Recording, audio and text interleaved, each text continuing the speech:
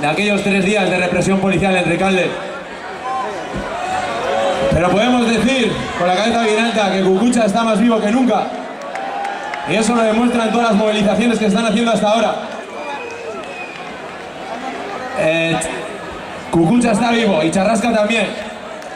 Charrasca, Algarceche, Basauri, estáis todos invitados, invitadas a pasar por allí, a conocerlo, a participar. Estamos abiertos para todos. Un aplauso a Charrasca, Hola Charrasca, eta hola Cucucha.